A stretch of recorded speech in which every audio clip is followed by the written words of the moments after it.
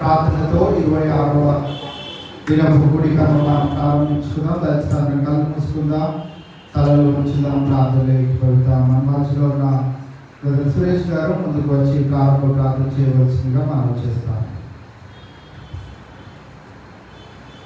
చేసుకున్నాను. కృపా చేసినటువంటి తండ్రి మీకు వందనాలు, స్తోత్రాలు ప్రభా.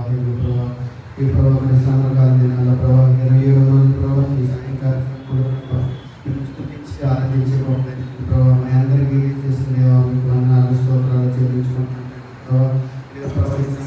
ప్రార్థనను ప్రారంభిస్తుండగా ప్రభావ పాటలో మీరు సాక్షుల మీద ప్రభావ వాక్యాన్ని ప్రభావ విడిచిపెట్టే వారు కాకుండా ప్రభావ వాక్యాన్ని ప్రభావ మరి వాక్యానుసారం ఇచ్చే భాగ్యాన్ని మాకు దయచేయమని వేడుకుంటున్నాను తండ్రి. ప్రవేశమైన మీరు ప్రభావ ఆరాధన ఆదినంత వరకు ప్రభావ మీరే మందులు నడిపించండి. రావాల్సిన వారు అనేక మంది ఉంటే వారందరినీ సమయం లభించి మీరే మహిమ అంతా పొందమని ఈ ప్రార్థనతో యేసునామములో అడుగుచున్నాం తండ్రి. ఆమేన్.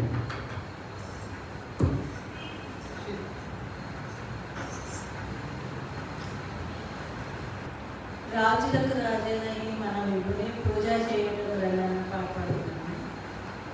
రాజులకు రాజయ్యాయి మన విభుని పూజ చేయుటకు రండి. ఈ జయశాలి కన్నా మనకింకా రాజెవ్వరు లేరని. రాజులకు రాజయ్యాయి మన విభుని పూజ చేయుటకు రండి. కరుణాగల సోదరుండని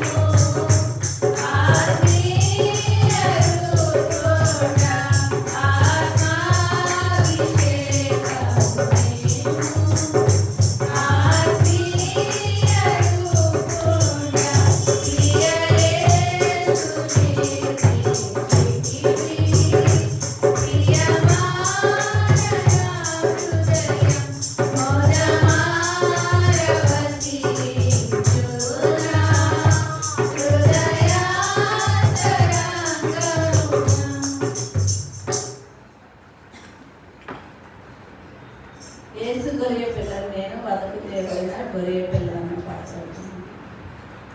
యేసు గొర్రె పిల్లను నేను వదకు తేబడిన గొర్రె పిల్లను. యేసు గొర్రె పిల్లను నేను వదకు తేబడిన గొర్రె పిల్లను. దినదినము చనిపోతున్నాను, యేసుక్రీస్తులో బ్రతుకుతున్నాను. దినదినము చనిపోతున్నాను, యేసుక్రీస్తులో బ్రతుకుతున్నాను. యేసు గొర్రె పిల్లను నేను వదకు తేబడిన గొర్రె పిల్లను. నా తలపై ముళ్ళు గుచ్చబడినవి, నా తలంపులే వెలుగుతున్నవి. నా తలపై ముళ్ళు గుచ్చబడినవి, నా తలంపులే వెలుగుతున్నవి. నా మోమున ఉమ్మివేయబడినది, నా చూపులు కలగించుకున్నవి. నా మోమున ఉమ్మివేయబడినది, నా చూపులు కలగించుకున్నవి. యేసు గొర్రె పిల్లను నేను వదకు తేబడిన గొర్రె పిల్లను. యేసు గొర్రె పిల్లను నేను వదకు తేబడిన గొర్రె పిల్లను. నా చేతులు సంకెళ్ళు పడినవి, నా వ్రాతలు చెరిగిపోతున్నవి. నా చేతులు సంకెళ్ళు పడినవి, నా వ్రాతలు చెరిగిపోతున్నవి. నా కాళ్ళకు మేకులు దిగబడినవి, నా నడకలు రక్తసిక్తమైనవి. నా కాళ్ళకు మేకులు దిగబడినవి, నా నడకలు రక్తసిక్తమైనవి. యేసు గొర్రె పిల్లను నేను వదకు తేబడిన గొర్రె పిల్లను. యేసు గొర్రె పిల్లను నేను వదకు తేబడిన గొర్రె పిల్లను. దినదినము చనిపోతున్నాను, యేసుక్రీస్తులో బ్రతుకుతున్నాను. దినదినము చనిపోతున్నాను, యేసుక్రీస్తులో బ్రతుకుతున్నాను. యేసు గొర్రె పిల్లను నేను వదకు తేబడిన గొర్రె పిల్లను. యేసు గొర్రె పిల్లను నేను వదకు తేబడిన గొర్రె పిల్లను.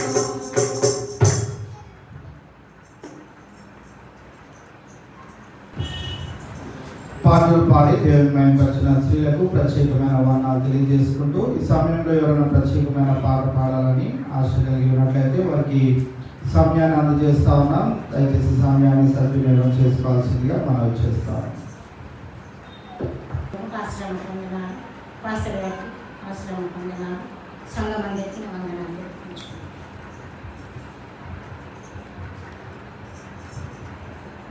సియోను కన్యా సంభ్రమపడుచు వేయుము కేకలు, పాయకని రాజు వరహవకమేకి బలస్తోత్రములతో బయలుదేరి వచ్చే సియోను కన్యా సంభ్రమపడుచు వేయుము కేకలు. క్షత్రియుల నీలోను నీరాజు పేరు యూదుల రాజు. హే ప్రియ జనులను అబ్రాహాము కొడుకులను విభవాదేశము చేర్చు శుభరాజు ఈతండే సియోను కన్యా. సంగమ పడుచు వేయుము కేకలు హెల్లెనీలోను నీరాజు పేరు యూదుల రాజే. ఎల్లా పాపుల ప్రోచ తల్లి రక్షకుడితడు చల్లని ప్రభువాని గొల్గోతా ప్రోగేను సియోను కన్యా. సంభ్రమ పడుచు వేయుము కేకలు ఉలి రోమాలో నీరాజు పేరు యూదుల రాజే. సర్వరాశికులకు గుర్రపితరులకును పరసింహాసనమేచు పరదేశకుడి పోడితడు సియోను కన్యా. సంభ్రమ పడుచు వేయుము కేకలు వసిగా హేద్రి హెల్లెనీలోను రోమాయిలోను. హోసన్నా హోసన్నా ప్రభుని పేరట వచ్చు నేసియా దావీదు కొడుక శ్రీ శుభములు సియోను కన్యా. సంభ్రమ పడుచు వేయుము కేకలు.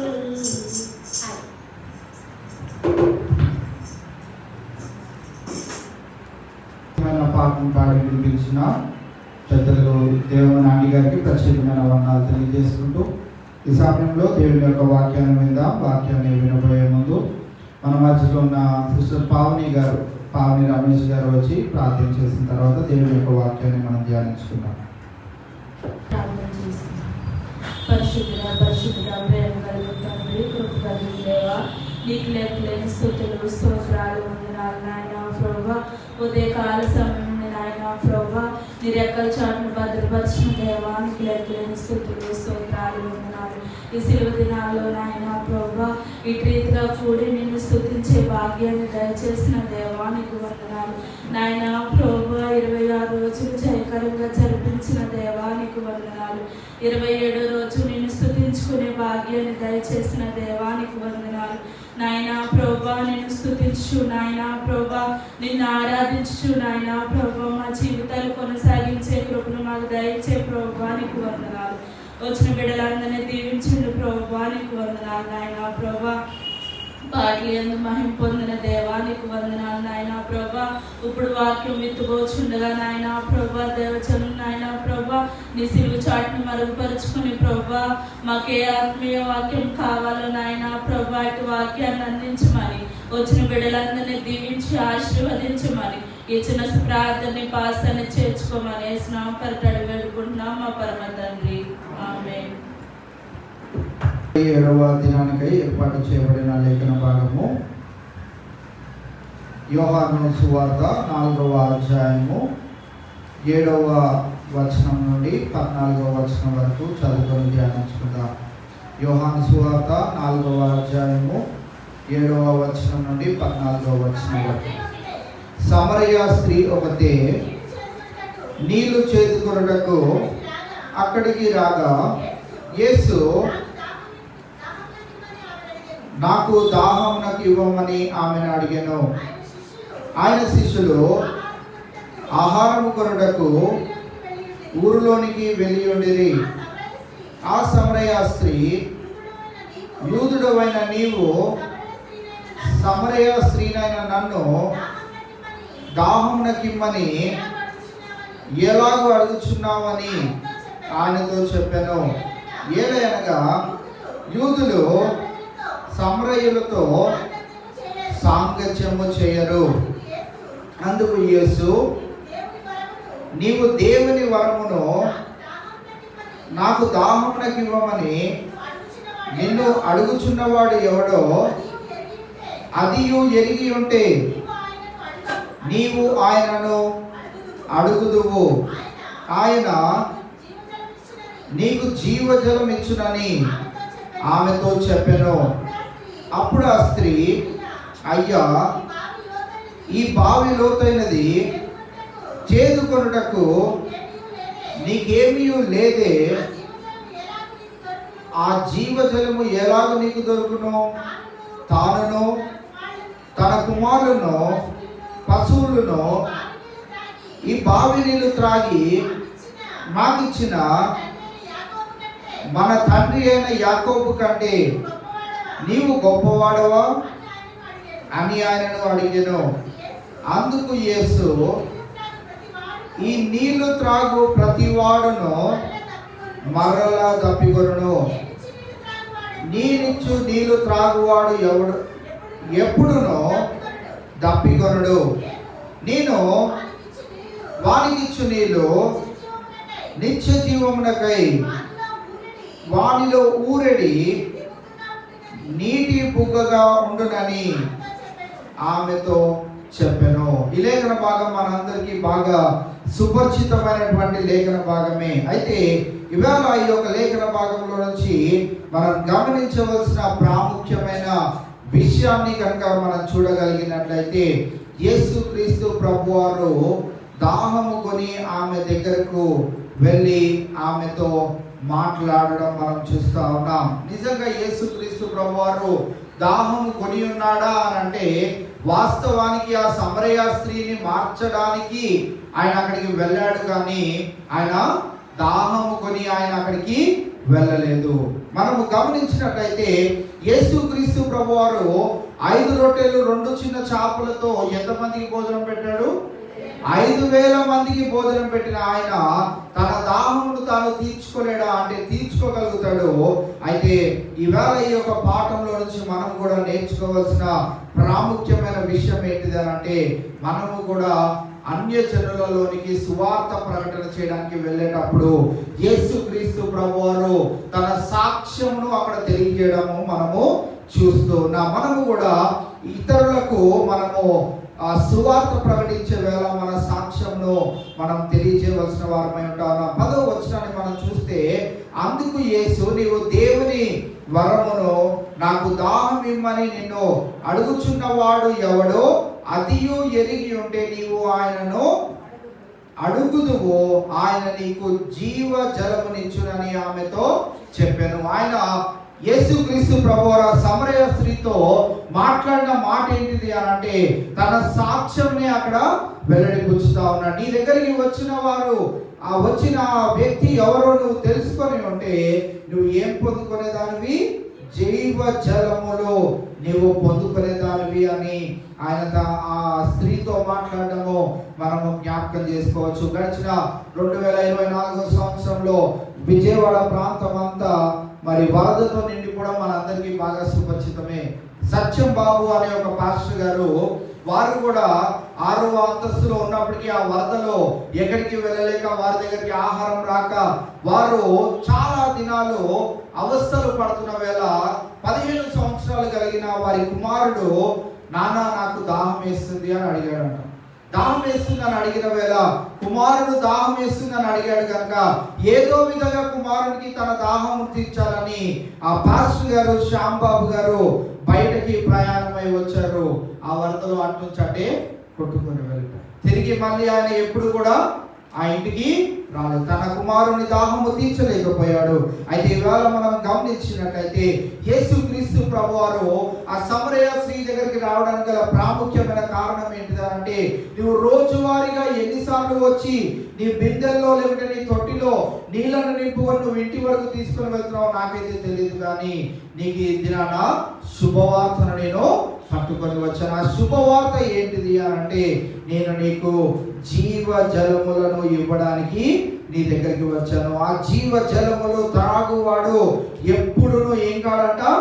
దప్పికొనడు. దాహం అనేది ఇంకా ఉండని ఆ నీళ్లను ఇవ్వడానికి యేసుక్రీస్తు ప్రభువారు ఆ పాపి అయినటువంటి సమరయ స్త్రీ దగ్గరికి రావడం మనం చూస్తా ఉన్నాం. నేడు యేసుక్రీస్తు ప్రభువారు మన జీవితాల్లోని కూడా రావడానికి గల ప్రాముఖ్యమైన కారణం ఏంటిదనంటే నీ దాహమును నా దాహమును తీర్చడానికి. ఏలోకపరమైన దాహము కాదు కానీ పరలోక సంబంధమైన ఆ యొక్క తృష్ణ కొని ఎవరైతే ఉంటారో వారి దాహమును తీర్చుటగా యేసుక్రీస్తు ప్రభువారు ఈ లోకంలోనికి వచ్చి ఉన్నాడనే విషయాన్ని మనం జ్ఞాపకం చేసుకోవచ్చు.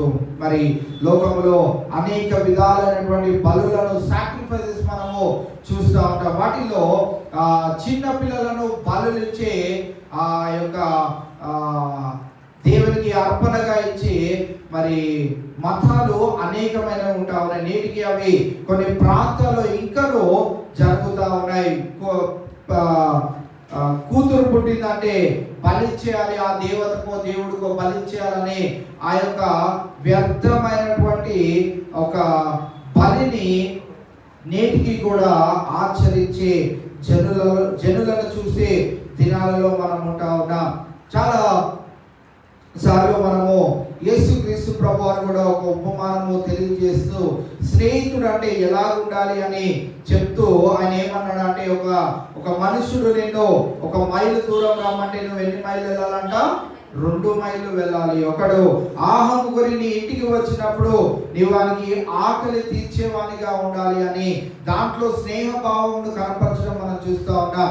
ఇవాళ మరి ఎలాంటి లోకములో మనం జీవిస్తూ ఉన్నాము అని అంటే ఆ యొక్క బలులు ఎంత భయంకరమైనటువంటివిగా ఉన్నాయంటే ఒకరి దాహం ఒకరు తీర్చుకోవడానికి మరి బలులుగా లేకుంటే మరి చంపివేయడం అనేది మనం చూస్తున్న లోకంలో మనం ఉంటా ఉన్నాం. కావున ఇవాళ మనము ఈ లేఖన భాగాన్ని కనుక జ్ఞాపకం చేసుకోగలిగినట్లయితే దేవుడిచ్చే ఆ యొక్క దప్పిక మనకు జీవమునిస్తుంది అని ఇవాళ ఈ యొక్క లేఖన భాగము మనకు జ్ఞాపకం చేయడం మనం చూడవచ్చు.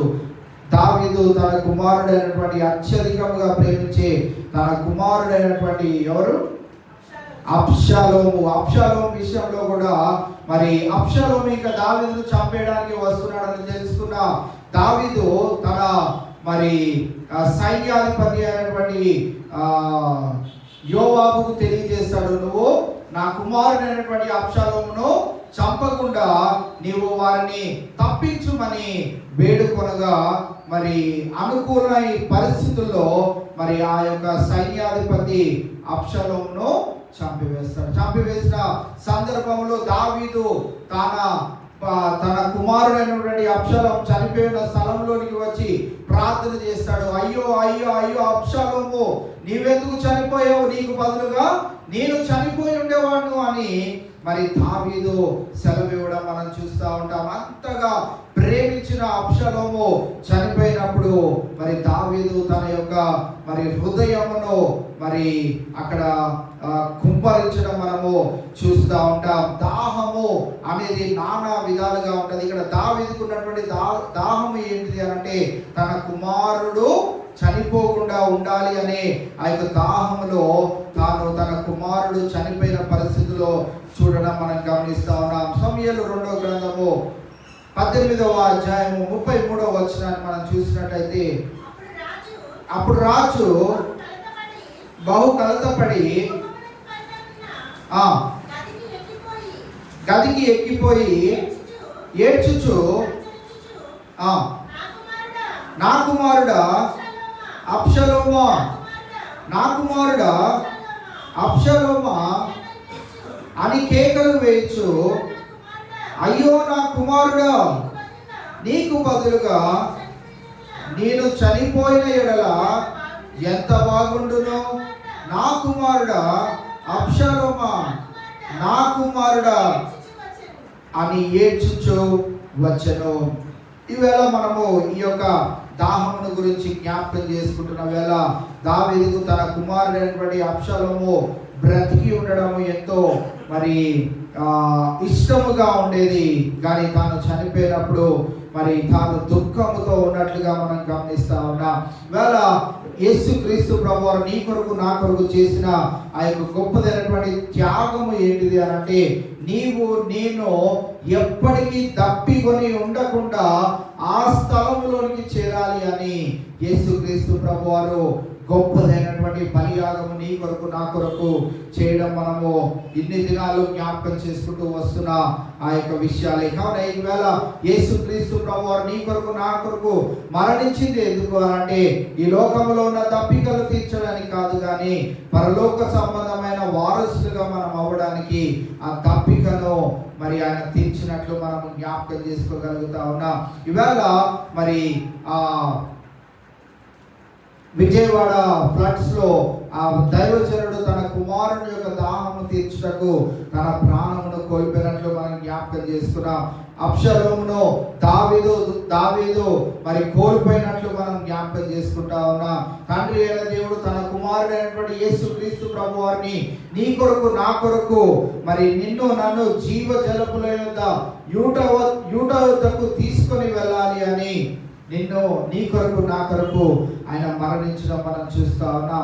ప్రసంగి గ్రంథంలో ఒక మాట రాయబడి ఉన్నది, ఆ మాట చదువుదాం. ప్రసంగి గ్రంథం 3వ అధ్యాయము 11వ వచనాన్ని మనం చూసినట్లయితే, ప్రసంగి గ్రంథం 3వ అధ్యాయము 11వ వచనం.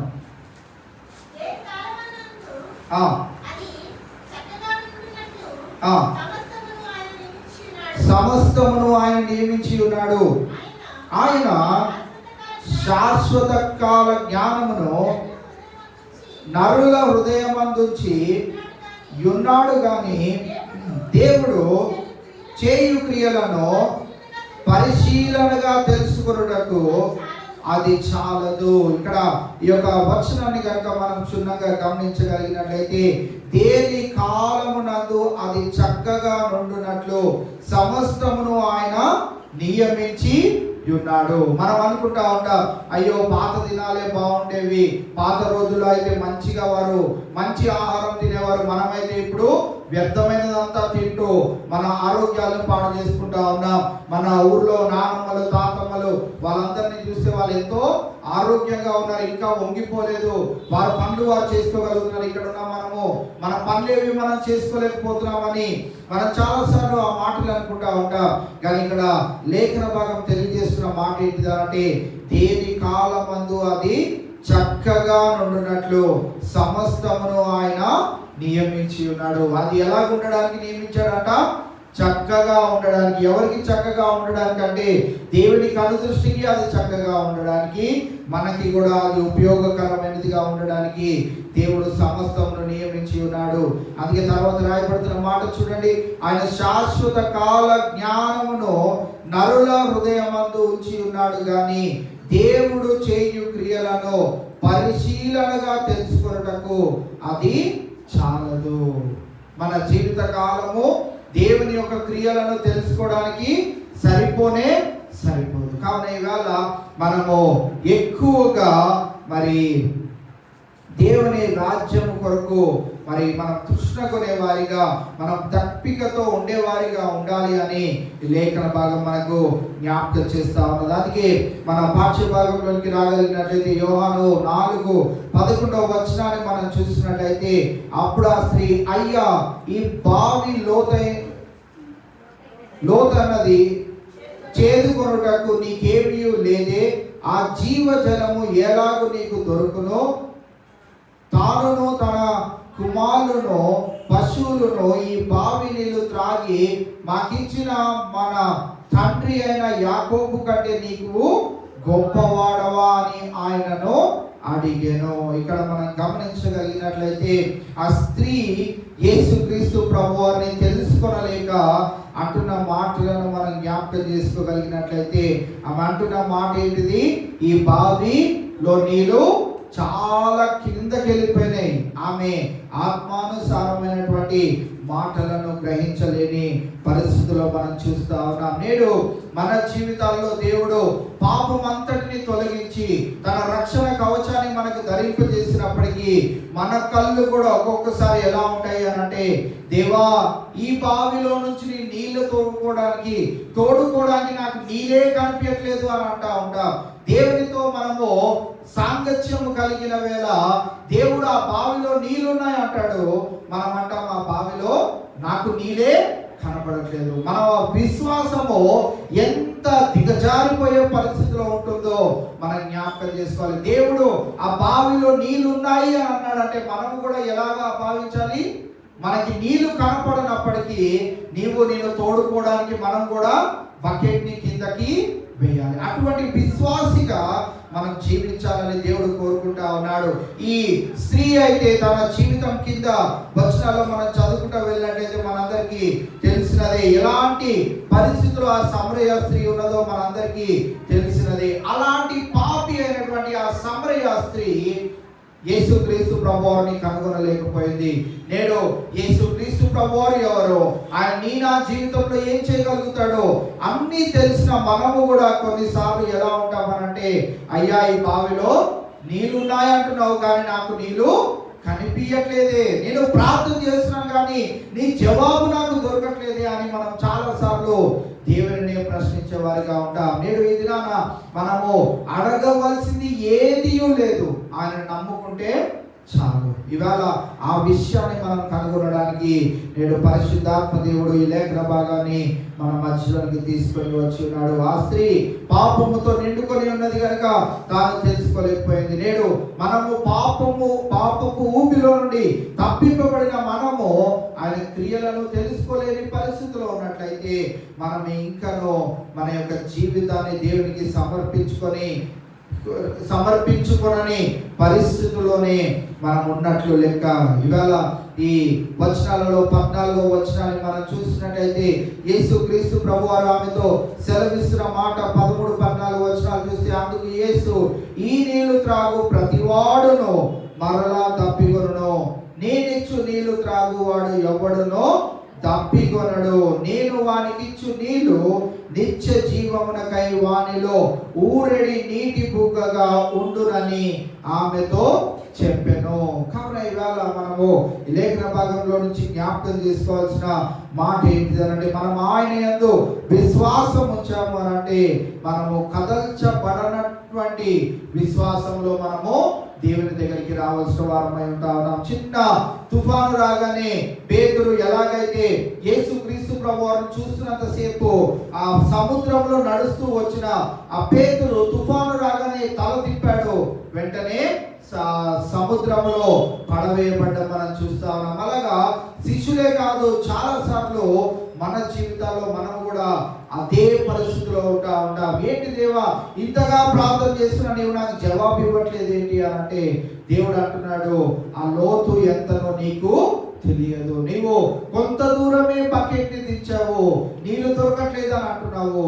దేవుడు అంటున్నాడు, ఆ నీళ్లు దొరికేంత వరకు అంత లోతుగా నేను వెళ్ళాలి. ఇవాళ మన పరిస్థితుల్లో కూడా దేవుడు నన్ను పరీక్షించడానికి దేవుడు నిన్ను బహులోతులోకి తీసుకెళ్తున్నాడేమో.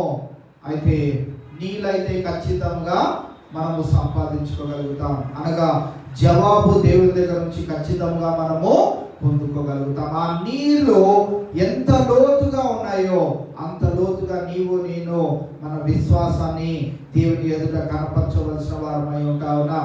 ఎప్పుడైతే ఆ సమరయ స్త్రీ తన జీవితం ఎంత రోతగా ఉన్నదో యేసుక్రీస్తు ప్రభువారు తెలియజేశాడో, తక్షణమే తాను తన జీవితాన్ని మలుచుకొని ఆ నిత్య జీవమునకై వానిలో ఊరెడి నీటి బుగ్గగా ఆమెలో కూడా ఆ నీటిని ఆమె నింపుకుంది. తన జీవితం మారిందని తెలుసుకుంది. వెంటనే ఆ సమరయ స్త్రీ సమరయ పట్టణమంతయు ఏం చేసింది? యేసే క్రీస్తుని, ఆయనే మనల్ని మరి పరలోక రాజ్యానికి చేర్చే మెస్సయ్య అని ఆ సమరయ పట్టణమంతా ప్రకటన చేసిందని మనము జ్ఞాపకం చేసుకుంటా ఉన్నాం. పాపములో ఉన్నంత వరకు తాను యేసుక్రీస్తు ప్రభువును తెలుసుకోలేకపోయింది. ఎప్పుడైతే రక్షణ మారు మనసు పొందుకొని ఉన్నదో యేసుక్రీస్తు ప్రభువారు ఎవరో తెలుసుకొని ఉన్నది. యేసుక్రీస్తు ప్రభువారు తెలుసుకున్న వెంటనే తన గురించి తెలియజేయడానికి తన పట్టణమంతయు తిరుగుతూ వెళ్తా ఉన్నది. ఆ సమరయ స్త్రీ గురించి సమరయ పట్టణం అంతా తెలుసు. ఎంత రోత బ్రతుకు ఈ స్త్రీ బ్రతుకుతూ జరుగుతూ వచ్చిందో, అయినప్పటికీ దేవుడు తనని వాడుకోవాలని ఉద్దేశం కలిగి ఉన్న మేరకు మరి ఆ సమరయ స్త్రీని ఆ పట్టణమంతయు అంగీకరించగలిగారు. ఆమె చెప్పిన మాటలను కొందరైనా వినడానికి దేవుడు ఆమెను ఒక సాధనముగా వాడుకొనిన్నాడు. నేడు నీ విశ్వాసము నా విశ్వాసము ఎలాంటి స్థితిలో ఉండాలి అని అంటే, ఆ లోతు అక్కడ నీళ్లు కనిపించినప్పటికీ మనము విశ్వాసముతో ప్రార్థన చేసేవారిగా ఉండాలి. ఆ నీళ్లు చేదుకునే అంతవరకు మనం ప్రార్థన చేసేవారిగా ఉండాలి. ఎందుకంటే యేసుక్రీస్తు ప్రభువారు ఈ సిలువ భారము మోయక మునుపు నిరంతరము ప్రార్థనలో తాను గడుపుతా ఉన్నాడు. ఆ లోతు ఎంతో ఎరిగి ఉన్నప్పటికీ ఆ గిన్నెలో ఉన్నటువంటి ఆ యొక్క బాధ ఎంత గొప్పదైనది యేసుక్రీస్తు ప్రభువారు తెలిసినప్పటికీ ఆయన దానిని పొందుకోవడానికి సిద్ధపడ్డాడు. నేడు ఈ దినాన మనం కొంచెం లోతుగానే బకెట్ దించుతున్నామేమో, నీళ్లు లేవని పైకి లాగేస్తున్నామేమో, మనం కూడా కొద్దిసేపే ప్రార్థన చేస్తూ కొద్దిపాటి విశ్వాసంనే అల్ప విశ్వాసంతోనే మనం జీవిస్తున్నామేమో, మన జీవితాలలో మనము కార్యములను చూడలేము.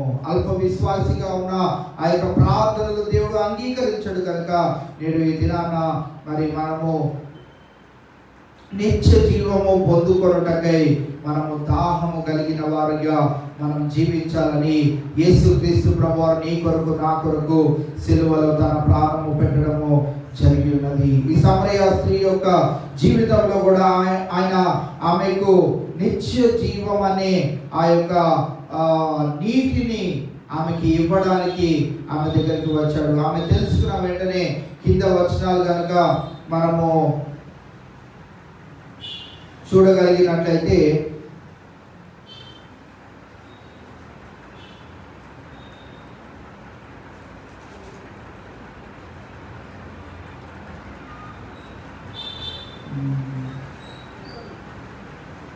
పంతొమ్మిదవ వచనాన్ని మనం చూస్తే, అప్పుడు ఆ స్త్రీ, అయ్యా నీవు ప్రవక్తవని గ్రహించుచున్నాను.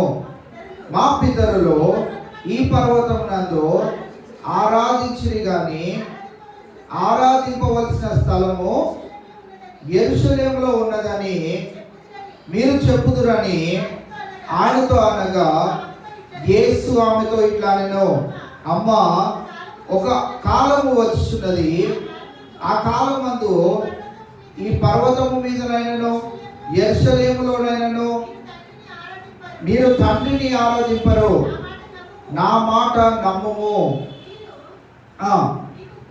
25వ వచనం చదువుదాం.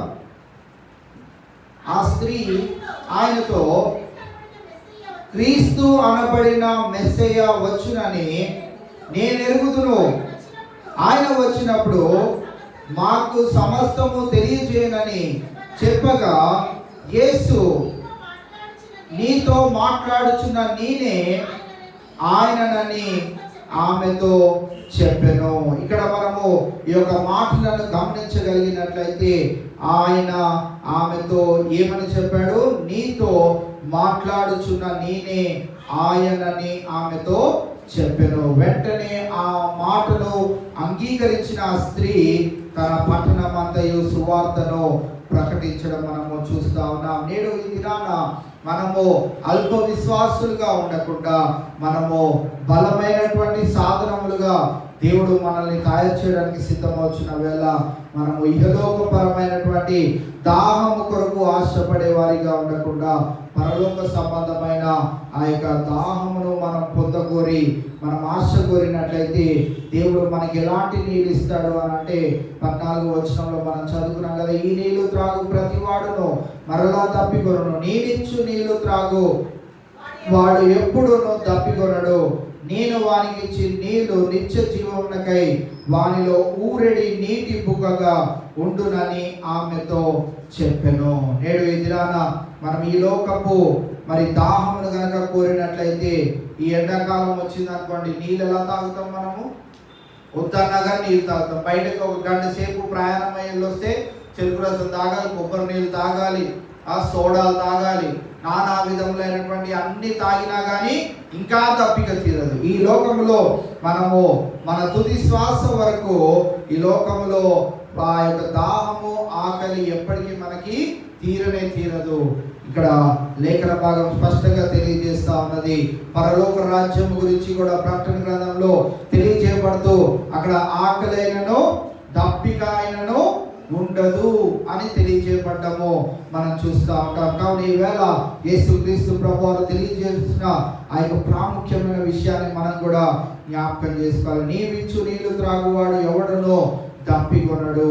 ఆయన ఇచ్చే నీళ్లను మనము 26 దినాలుగా త్రాగుతూ వస్తా ఉన్నాం. ఇది 27వ దినము. ఈ దినాన కూడా ఆయన ఇచ్చే నీళ్లను మనం త్రాగుతా ఉన్నాం. ఆయన కొరకు మనము ఏ రీతిగా జీవిస్తున్నామనే విషయాన్ని మనల్ని మనము ఒకసారి పరిశీలన చేసుకోవాల్సిన వారమై ఉంటా ఉన్నాం, పరీక్ష చేసుకోవాల్సిన వారమై ఉంటా ఉన్నాం. ఆయన మన కొరకు చేసిన బలియాగమునకై మన విశ్వాసమును ఆయన ఎడల ఏ రీతిగా కనపరుస్తున్నామనే విషయాన్ని కూడా మనము జ్ఞాపకం చేసుకోవాలి. ఆ స్త్రీ అన్నట్లుగా ఈ బావిలో నీళ్లు తోడుకోవడానికి నీళ్ళే లేవు అని మనం కూడా దేవా ఎంతగా ప్రార్థన చేసినా కానీ నీవు నా మొర ఆలకించట్లేదు అని మనము అల్ప విశ్వాసులుగా ఉండకుండా మన విశ్వాసాన్ని బలపరుచుకుంటూ మనము ఆయన కొరకు ప్రయాసపడే వారిగా మనం ఉండగలిగినప్పుడు నిత్య జీవం అనే నీటి బుగ్గగా మన జీవితాలను ఫలభరితమైనటువంటి జీవితాలుగా మార్చి పరలోక సంబంధమైన వారసులుగా దేవుడు మనల్ని నిలుపుతాడు కనుక అట్టి రీతి విశ్వాసముతో అనుదినము యేసుక్రీస్తు ప్రభువారు చేసిన ఆ యొక్క బలియాగమును మనం జ్ఞాపకం చేసుకుంటూ ఆయన ఏ రీతిగా నీ కొరకు నా కొరకు పచ్చి నీటిని కూడా ముట్టకుండా సువార్తను ప్రకటన చేయడానికి ఆయన 3.5 సంవత్సరాలు ప్రయాసపడ్డారు. తదుపరి ఆయన తన ప్రాణంను పెట్టుటకు మరి ఆయన చివరిగా దాహం అవుతుంది అని అడిగినప్పుడు ఆయనకి వారు ఇచ్చిన నీళ్లు ఎటువంటివి?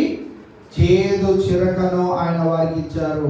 అటువంటి ఇబ్బందికరమైనటువంటి పరిస్థితుల్లో కూడా దేవుడు నీ కొరకు నా కొరకు తన ప్రాణంను పెట్టుట మనము జ్ఞాపకం చేసుకుంటా ఉన్నాం. కావున ఈవేళ మనము ఆ సందర్భాలన్నింటినీ జ్ఞాపకం చేసుకుంటున్న వేళ నేడు నీవు నేను మన విశ్వాసాన్ని ఎలా కనపరచగలుగుతున్నాం, మన సాక్ష్యాన్ని ఈ లోకానికి ఎలా తెలియజేయగలుగుతున్నామో అనే విషయాన్ని మనము నెమరు వేసుకుంటూ ఆయన నిత్య జీవం అని ఆ యొక్క నీళ్లను మనకి ఇస్తాను అని ఆ లోకంలోనికి మనల్ని తీసుకొని వెళ్తానని ఆయన ఆశపడుతున్న వేళ రక్షింపబడిన మనమందరము అటు రీతిగా మన జీవితాలను ఆయనకు సమర్పించుకునే వారిగా మనం ఉండినట్లు పరిశుద్ధాత్మ దేవుడు ఇది నా వాక్యమైన మనందరికీ సహాయం చేసి నడిపించును గాక. దేవుడి కొద్ది మాటలు మనందరి వెంటిలో భద్రపరచును గాక. చివరి ప్రార్థన చేసుకుందాం. ఫ్రెండ్స్ అందరము కళ్ళు మూసుకుందాం, తలలు వంచుదాం. చివరి ప్రార్థన చేసుకుందాం. అనుదినము తెలియజేయబడుతున్న ప్రార్థనాంశాలను జ్ఞాపకం చేసుకుందాం. సిబిఎస్ఈ ఎగ్జామ్ రాసిన బిడ్డలు అరుణ్ పాల్ అలాగే జశ్వంత్కి దేవుడు మంచి రిజల్ట్ని అనుగ్రహించినట్లుగా మరి వారి కొరకు ప్రార్థన చేద్దాం. అలాగే ఎస్ఎస్సి ఎగ్జామ్ రాసిన బిడ్డలు ఉన్నారు, హానోక్, ఉదయ్, సుశాంత్. మరి ఆ బిడ్డలు కూడా దేవుడు తన సహాయం అనుగ్రహించి రాసిన ఎగ్జామ్స్లో రాయవచ్చిన ఎగ్జామ్స్లో మంచి రిజల్ట్ అనుగ్రహించినట్లుగా, ఇంటర్మీడియట్ ఎగ్జామ్స్ రాసిన బిడ్డలకు మంచి రిజల్ట్ అనుగ్రహించినట్లుగా, ఎంసెట్ అలాగే నీట్ మేలో వారికి ఎగ్జామ్స్ ఉన్నాయి. కావున ఈ ఎగ్జామ్స్కి ప్రిపేర్ అవుతున్న బిడ్డలు కూడా దేవుడు మంచి జ్ఞానం ఇచ్చినట్లుగా వారి కొరకు ప్రార్థన చేయవలసిన మనవి. అలాగే ప్రెగ్నెంట్ లేడీస్ కూడా జ్ఞాపకం చేసుకుందాం. రాణి గారు అలాగే రేష్మ గారు వీరి కొరకు మీ అందరి ప్రార్థనలో ప్రార్థన చేయవలసిందిగా మనవి చేస్తా ఉన్నాం. అనారోగ్య పరిస్థితుల్లో ఉన్న బిడ్డలు జ్ఞాపకం చేసుకుందాం.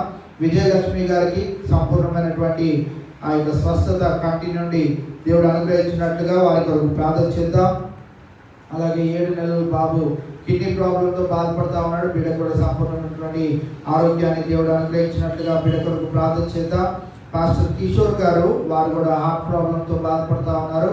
వారికి కూడా దేవుడు మరి మంచి ఆరోగ్యం ఇచ్చినట్లుగా మరి వారి కొరకు కూడా ప్రార్థన చేద్దాం. మరి మా అత్తగారు ప్రసన్న తల్లి గారు ప్రేమ్ కుమార్ గారికి పూర్తి స్వస్థత దేవుడు అనుగ్రహించినట్లుగా వారి కొరకు ప్రార్థన చేద్దాం. అలాగే ప్రసన్నకు కూడా దేవుడు ఇచ్చిన స్వస్థతను బట్టి ఇంకా సంపూర్ణమైనటువంటి ఆరోగ్యంలో బిడ్డకు అనుగ్రహించినట్లుగా బిడ్డ కొరకు ప్రార్థన చేయవలసిన మనవి. అలాగే సంతోష గారు ఆర్థరైటిస్తో బాధపడుతూ ఉన్నారు. వారి కొరకు కూడా ప్రార్థన చేయవలసిన మనవి. అలాగే అనిల్ గారు అలాగే వారి యొక్క కుమార్తె వారికి సంపూర్ణ స్వస్థత దేవుడు అనుగ్రహించినట్లుగా వారి కొరకు కూడా ప్రార్థన చేయవలసిన మనవి. ఈ దినాన మరి సుశీల గారు మన మధ్యలో ఉన్నారు. వారికి దేవుడు మరి ఇచ్చిన ఆరోగ్యాన్ని బట్టి దేవునికి వందనాలు. మరి సంపూర్ణమైనటువంటి ఆరోగ్యము దేవుడు వారికి అనుగ్రహించినట్లుగా వారి కొరకు కూడా ప్రార్థన చేయవలసిన మనవి చేస్తా ఉన్నా. అలాగే మరి సుధాకర్ గారి యొక్క అన్న కుమారుడు జోసెఫ్ తంపి మరి వారికి కూడా వివాహం చేయాలని మ్యాచెస్ చూస్తున్నారని తెలియజేశారు. మరి వారికి కూడా సాగి అయిన సహకారము దేవుడు అనుగ్రహించలాగా వారు ప్రార్థనాంశం కోరి ఉన్నారు కనుక మరి ఈ ప్రార్థనాంశాలన్నింటి నిమిత్తమై మన మధ్యలో ఉన్న రాష్ట్రం గారు వచ్చి చివరి ప్రార్థన చేసిన తర్వాత ఈ కూడికను మనం ముగించుకుందాం.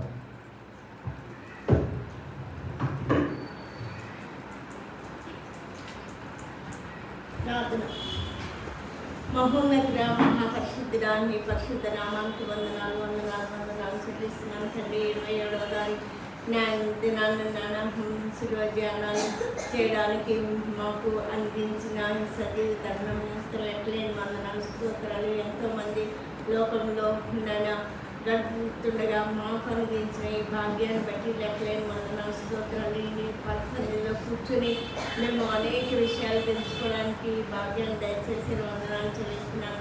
ఇప్పుడు నాయన పాటల ద్వారా మేము మహిమ పొందే వందనాలు. నాయన మంచి వాక్యాన్ని మాకు అనుభవించిన తండ్రి నీకు వందనాలు. సమరయ స్త్రీని జ్ఞాపకం చేసిన తండ్రి నీ వందనాలు చెల్లిస్తున్నాను. నాయన నువ్వు ఇచ్చే నీళ్ళు త్రాగు ప్రతి వాడు నాయన దప్పుకొండు అవి నిస్తాయని సెలవిచ్చిన తండ్రి నీకు వందనాలు. నీళ్ళు మేము తాగుతుండగా ప్రతి దినము బాగుపట్టకు మాకు మీ సహాయం దయచేయండి. ఆయన వాక్యాన్ని మా హృదయంలో భద్రం చేసుకుని దాని ప్రకారం జీవించే జీవితాన్ని దయచేయండి ప్రభా. నాయన ప్రార్థనాంశాలైనా నాయన నిమిత్తం ప్రార్థన చేస్తున్నాం. నాయన ముఖ్యంగా CBSE ఎగ్జామ్స్ రాసిన బిడ్డలు జస్వంత్ నిమిత్తం నిమిత్తం ప్రార్థన చేస్తున్నాం. వారికి మంచి మార్కులు దయచేసి నీవే గొప్ప చేయమని ప్రార్థన చేస్తున్నాం తండ్రి. అలాగే SSC ఎగ్జామ్స్ రాసిన శశాంక్ నిమిత్తం లోపు ఉదయ నిమిత్తం ప్రార్థన చేస్తున్నాం. వారు చక్కగా సిద్ధపడి మా ఎగ్జామ్స్ మంచిగా రాసి మంచి మార్కులతో పాస్ అవ్వడానికి మీ కృప దయచేయమని ప్రార్థన చేస్తున్నాడు. First year second year exams రాసిన పిల్లలందరి నిమిత్తం ప్రార్థన చేస్తున్నాం. నేను ఎంసెట్కి నీట్ ఎగ్జామ్కి ప్రిపేర్ అవుతున్న పిల్లలను ప్రత్యేకంగా జీవించండి, ఆశీర్వించండి. వారి హృదయవాంఛ తీర్చి వారు అనుకున్నది సాధించేట్లుగా వారు సిద్ధపడుతున్న ప్రార్థన చేయించున్నాం. అలాగే అనారోగ్యంగా ఉన్న బిడ్డలందరినీ జ్ఞాపకం చేసుకుంటున్నాం. ఆయన ప్రభావం ప్రెగ్నెంట్ లేడీస్ని జ్ఞాపకం చేసుకుంటున్నాం. రాణికి రష్మకి మంచి ఆరోగ్యం దయచేయమని ప్రార్థన చేస్తున్నాం. రష్మి గారికి నా ఐ ప్రాబ్లం నుంచి మీరే స్వస్థతను దయచేయమని ప్రార్థన చేస్తున్నాం. అలాగే ఏమన్నారు బాబు విషయం ప్రార్థన చేస్తున్నాము. ఆ బిడ్డకి జరిగిన ట్రీట్మెంట్ అంతటిలో మీరు జయమని గురించి నీవే మహిమ గంట పొందమని ప్రార్థన చేస్తున్నాం. నాన్న పాస్టర్ కిషోర్ గారికి ఉన్న నాన్న సమస్య నుండి విడిపించండి. నాన్న లేవనెత్తమని ఆరోగ్యాన్ని దయచేయమని లండన్ నుంచి పదవ వరకు ఉన్న ప్రతి నాన్న ఆరోగ్య పరిస్థితి నుంచి సరిచేయమని ప్రార్థన చేస్తున్నాను. అలాగే కుమార్ నిమిత్తం ప్రార్థన చేస్తున్నాము. సంపూర్ణ స్వస్థతను దయచేసి తిరిగి తన పనులు తను చేసుకుంటూ ఉద్యోగం చేయటట్టు నీ కృపను దయచేయమని ప్రార్థన చేస్తున్నాను. నేను ప్రసన్నకు కూడా ఉన్న అనారోగ్యం నుంచి పూర్తి స్వస్థతను దయచేయండి. నేను సంతోష గారికి ఉన్న పిల్లల బాధ నుంచి విడిపించి నా బిడ్డను స్వస్థపరచమని ప్రార్థన చేస్తున్నాను. అన్ని జ్వరంతో బాధపడుతుండగా బిడ్డకు ప్లేట్లెట్స్ తగ్గినాయని అన్నారు ప్రభా. నేను బిడ్డకు సంపూర్ణ స్వస్థతను దయచేయమని ప్రార్థన చేస్తున్నాను. అలాగే సుధాకర్ గారు అన్న కుమారుడు నేను జోసెఫ్ నిమిత్తం ప్రార్థన చేస్తున్నాను. నువ్వు ఏర్పాటు చేసిన సిద్ధపరిచిన వధువు ఎక్కడుందో నేను బలిపెచ్చి నా బిడ్డకు కూడా వివాహం నేను చిత్తానుసారంగా దగ్గరలాగా నీ కృపను దయచేయండి. నేను ఈ రీతిగా మా సంఘంలో చేస్తున్న అనేక అద్భుతాలు ఆశ్చర్య కార్యాలు నిమిత్తం లెక్కలేని వందనాలు స్తోత్రాలు చేసిన మెల్లని దేన్ని మరొక నిత్యము నేను స్థితిస్తూ నేను మీద ఆరోగ్యం జీవించే జీవితంలో మాకు దయచేసి నీవే మహిమ గంట పొందమని ఇక్కడ ఉన్న ఎవరికి ఏ హృదయ వాంఛలతో నీ పాద సన్నిధికి వచ్చారో వారి హృదయ వాంఛలు తీర్చి మీరే మహిమ పొందమని నా ప్రభువును రక్షకుడినైనా యేసుక్రీస్తు పరిశుద్ధ నామంలో వేడుకుంటున్నాను తండ్రి.